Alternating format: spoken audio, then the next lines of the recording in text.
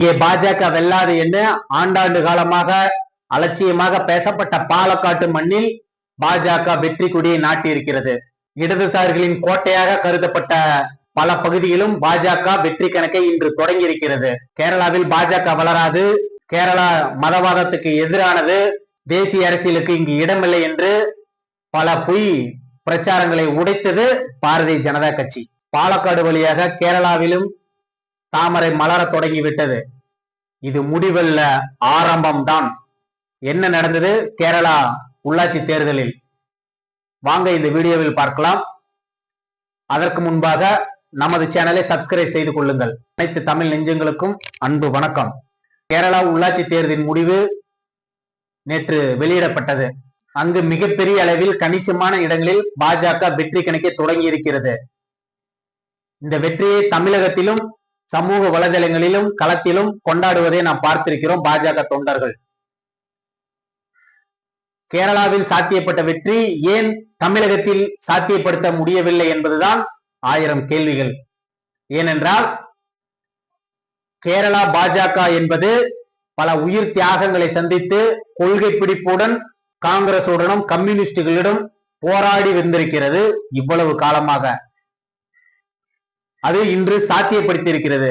ஆனால் தமிழகத்தில் நிலைமை வேறாக இருக்கிறது. பாலக்காடு தேர்தல் பிரச்சாரத்தின் போது கூட அங்கு ஒரு வேட்பாளர் கம்யூனிஸ்ட் வெற்றி பெற்றால், 10 வார்டில் வெற்றி பெற்றால் நான் சட்டையை கழட்டி எய்ந்துவிட்டு தெருவில் திரிவேன் என ஒரு வேட்பாளர் பேசுகிறார். பாரதிய ஜனதா கட்சி வேட்பாளர் எவ்வளவு உணர்ச்சி பூர்வமாக இருந்தால் அந்த வேட்பாளர் அவ்வளவு பெரிய வார்த்தைகளை பேசுவார். ஆனால் இன்று அங்கு சாத்தியப்படுத்தி இருக்கிறார்கள். கம்யூனிஸ்டை ஓட ஓட விரட்டி இருக்கிறார்கள் கேரளா பாஜகவினர். பாலக்கோடு குறிப்பாக பிரச்சாரத்தில் மாறு தட்டி பேசிய அந்த இளைஞர் இன்று பத்திரிகையில் பேசுகிறார். சொன்னதை செய்து காட்டிவிட்டோம் என்று கர்வமாக பேசக்கூடிய காட்சிகள் நாம் சமூக வலைதளத்தில் பார்த்தோம். அந்த இளைஞர் இது பாலக்காடு நகரத்துக்கான வெற்றி அல்ல, வரலாற்றில் எழுதப்பட வேண்டிய வெற்றி, இந்த மண்ணுக்கே உரிதானது என்று ஆறாவரத்துடன் பேசக்கூடிய காட்சிகள் உளமாற உணர்ச்சி பூர்வமாக இருந்தது என்றுதான் நாம் சொல்ல வேண்டும். இது ஒரு வார்டுக்கான வெற்றி அல்ல, பயத்துக்கு எதிரான வெற்றி, பொய் பிரச்சாரங்களுக்கு எதிரான வெற்றி, மாற்றத்திற்கான மக்களின் குரலான வெற்றி, வளர்ச்சிக்கான வெற்றி. அவர் சொன்னது போலவே அந்த வெற்றி இன்று அந்த வார்டில் வாக்கு பெட்டியில் வசமாய் இருக்கிறது என்றுதான் நாம் சொல்ல வேண்டும். எவ்வளவு பெரிய கடின உழைப்பு, அந்த உழைப்புக்கு உண்டான அங்கீகாரம் தான் இந்த வெற்றி அந்த பாலக்காடு மக்கள் அளித்திருக்கிறார்கள். கேரளா உள்ளாட்சி தேர்தலின் சிறுபான்மை வாக்குகள் கிட்டத்தட்ட முழுமையாக காங்கிரஸ் கட்சிக்கு சென்று இருக்கிறது. ஓரளவிற்கு கம்யூனிஸ்ட் கட்சிகளின் பக்கம் வந்திருக்கிறது. கேரளாவின் பாஜக வளர்ச்சி என்பது அங்குள்ள கம்யூனிஸ்ட் கட்சிகளின் வீழ்ச்சியால் மட்டுமே அங்கு சாத்தியப்படும் என்பதும் உண்மையும் கூட. கடந்த 10 ஆண்டுகளாக கம்யூனிஸ்ட் கட்சி தான் அங்கு ஆட்சி கட்டிலில் இருக்கிறது. கம்யூனிஸ்டுகளின் மீது மக்கள் மிகப்பெரிய அளவில் சலிப்படைந்து வெறுப்படைந்திருக்கிறார்கள். அதை பாஜக சரியாக பயன்படுத்தினால் வரக்கூடிய சட்டமன்ற தேர்தலில் ஒரு கணிசமான வெற்றியை பாஜக அங்கு பெற முடியும் என்பது உண்மை. கேரளா பாஜகவிற்கு தமிழகத்தில் அண்ணாமலை போன்று ஒருவர் இல்லாதது அவர்களுக்கு மிகப்பெரிய துரதிர்ஷ்டம் என்றுதான் சொல்ல வேண்டும். ஏனென்று சொன்னால் அண்ணாமலை போன்று அறிவாளியோ பேச்சாற்றல் மிக்கவரோ நல்ல சிந்தனை கொண்ட தலைவர்களோ கேரளாவில் இல்லை. அண்ணாமலை போன்ற ஒரு தலைவர் கேரளா பாஜகவிற்கு கிடைத்தால் நிச்சயம் இதைவிட மிகப்பெரிய வெற்றியை அங்கு வசமாக்குவார்கள் என்பதும் உண்மையும் கூட. தமிழ்நாட்டிலும் இது போன்ற வெற்றி கிடைக்குமா, நிகழுமா என்றால் நிச்சயமாக இப்போது இல்லை. அதற்கு நீண்ட தூரம் பயணிக்க வேண்டியது இருக்கிறது. அதற்கு நெடுங்காலம் கண்டிப்பாக ஆகும். தமிழ்நாட்டில் வேரினை மறந்த மரங்கள் அதிகம். நுனிக்கிளையில் அமர்ந்து கொண்டு கிளையை வெட்டும் மூடர்கள் என்பது போல தமிழக பாஜக இருக்கிறது. பொதுவா தமிழக பாஜகவை எடுத்துக்கொண்டா யூடியூபர் சவுக்கு சங்கர் அவர்கள் தொடர்ந்து அண்ணாமலை மீது கடுமையாக விமர்சனம் செய்து வருகிறார். அதை இங்கு மாநில தலைவராக இருக்கக்கூடிய நயினார் நாகேந்திரன் அவர்கள் எந்தவித கண்டனமும் தெரிவிக்காமல் வேடிக்கை பார்த்து வந்தார். அதுவே நேற்று அவர் கைது செய்யும் போது நயினார் நாகேந்திரன் அவர்கள் கண்டிக்கிறார். அடக்குமுறை என்று திமுகவை விமர்சனம் செய்கிறார். இது போன்று இங்கு இருந்தால் எப்படி இங்கு வெற்றி வசமாகும் என்று பாஜக தான் சிந்தித்து பார்க்க வேண்டும். தலைவர்கள் தான் யோசிக்க வேண்டும். இங்கு சரியான ஒருங்கிணைப்பு என்பது துளியும் இல்லை என்பது உண்மை. இதே போன்று நயினார் அவர்களும் திரு அண்ணாமலை அவர்களும் பனிப்போர் நடத்தி கொண்டிருந்தால் தமிழகத்தில் பாஜக பின்னோக்கி செல்வது என்பதுதான் உண்மை. அதுதான் நடக்கும். இப்பவே கிட்டத்தட்ட பின்னோக்கி நகர தொடங்கிவிட்டது. களத்தில் அப்படிதான் ஒரு தோற்றம் இன்று நடைபெற்று வருகிறது. அதை தடுக்க வேண்டிய பொறுப்பும் கடமையும் தமிழக பாஜகவின் தலைவர்களுக்குத்தான் இருக்கிறது. அவர்கள்தான் உணர்ந்து செயல்பட வேண்டும் என்பது பாஜக தொண்டர்கள் எதிர்பார்க்கிறார்கள். நடக்குமா என்பது தலைவர்களின் முடிவில் தான் இருக்கிறது. அண்ணாமலையின் அதிவேக வளர்ச்சியை கண்டு பாஜகவில் உள்ள மேல்மட்ட தலைவர்களே பொறாமை கொள்ளக்கூடிய ஒரு நிகழ்வுகள் தான் பல நடந்து வருகிறது. இன்றைய பாஜக நிர்வாகிகளே திரு நயினார் நாகேந்திரன் அவர்களை அதிமுகவின் முகமாக தான் பார்க்கிறார்களே தவிர பாஜகவின் தலைவராக பாஜக தொண்டர்கள் அவரை பார்க்கவில்லை.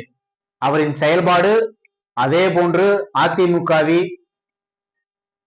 உயர்த்து பேசுவதில் மட்டுமே அவர் கவனம் செலுத்துகிறார் என்று பாஜக தொண்டர்களே பேசக்கூடிய ஒரு சூழல் தான் தமிழக பாஜகவில் நடந்து வருகிறது.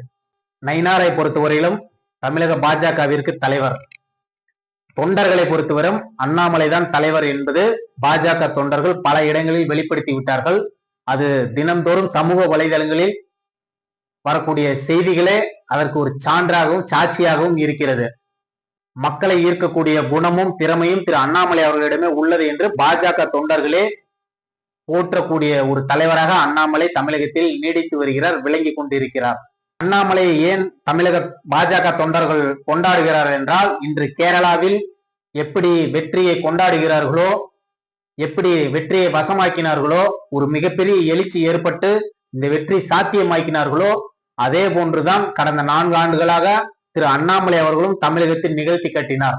அண்ணாமலை தலைவரான பிறகுதான் தமிழகத்தில் பாஜகவை கிராமம் தோறும் கொண்டு சென்ற ஒரே தலைவர். அவரது செயல்பாட்டையும் அவரது பேச்சையும் பார்த்துதான் தமிழக இளைஞர்கள் பாஜகவை நோக்கி படையெடுத்தார்கள். பாஜக இன்று தவற விட்டு இருக்கிறது என்றுதான் நாம் சொல்ல வேண்டும். அண்ணாமலை தலைவர் பதவியிலிருந்து நீக்கப்பட்ட பிறகு பாஜகவிற்கு உண்டான அந்த ஈர்ப்பு சக்தி என்பது குறைந்து விட்டது. பாஜக தொண்டர்களே களத்தில் செயல்படாமல் வேடிக்கை பார்க்கக்கூடிய நிகழ்வுகள் பல இடங்களில் நடந்து வருகிறது, நாம் பார்த்து வருகிறோம்.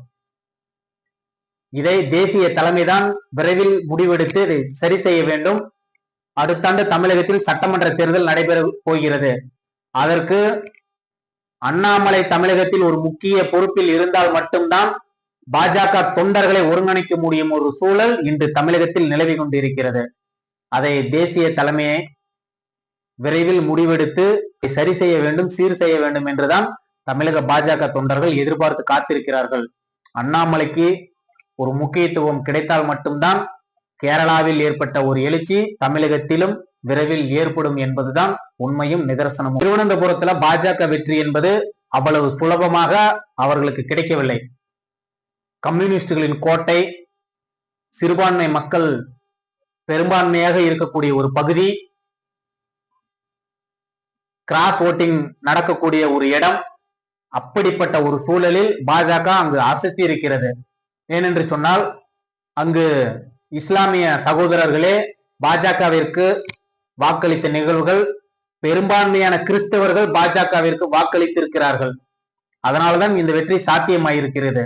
ஏனென்றால் கடந்த சில மாதங்களுக்கு முன்பு கூட கிறிஸ்தவர்களின் நில உரிமையை வக்ஃபு போர்டு நிலம் என்று சட்டத்தின் மூலம் அங்கு உறுதிப்படுத்தினார்கள். அதை எதிர்த்து கிறிஸ்தவர்கள் போராடினார்கள். அவர்களுக்கு ஆதரவாக பாஜக களத்தில் நின்றது. அதனுடைய பலன்தான் இன்று அறுவடை செய்திருக்கிறது திருவனந்தபுரத்தில் பாஜக. அடுத்த முறை பாரத பிரதமர் கேரளா வரும்போது, திருவனந்தபுரத்தில் கால் வைக்கும் போது ஒரு பாஜக மேயர் தான் அவரை வரவேற்கும் என்ற ஒரு கொள்கை வெறியுடன் அங்கு போராடினார்கள். களத்தில் அதை செய்து காட்டியிருக்கிறார்கள். கேரளாவில் மதவாதம் வெற்றி பெறாது, பாஜக வளராது, பாஜக வெற்றி பெறாது என்று அங்கு காங்கிரஸ் கம்யூனிஸ்ட் தலைவர்கள் பேசினார்கள். மக்கள் பதிலடியாக கேரளாவில் பாஜகவின் தொடக்கத்தை கொடுத்து விட்டார்கள். இனியும் கேரளாவில் பழைய அரசியல் எடுபடாது என்பதுதான் மக்கள் அளித்த பதிலடியாக பார்க்கப்படுகிறது. நிச்சயமாக கேரளா பாஜக அதை அடுத்த கட்டத்திற்கு எடுத்து செல்லும் என்பதுதான் உண்மை. எப்போதுமே தேர்தல் மூடில் இருக்கக்கூடிய பாஜகவிற்கு இந்த வெற்றி என்பது மேலும் உற்சாகம் ஊட்டும். கேரளா பாஜகவை போன்று தமிழகத்திலும் களத்திலும் மக்களுடனும் தொண்டர்கள் இருந்தால் கேரளா பாஜக வெற்றி சாத்தியமாக்கியது போன்று தமிழகத்திலும் வெற்றியை சாத்தியமாக்க முடியும் என்பதுதான் நிதர்சனம், உண்மை. அதை பாஜக தொண்டர்கள் களத்தில் செய்வார்களா, செய்து காட்டுவார்களா என்பது ஆயிரம் கேள்விகள். நன்றி.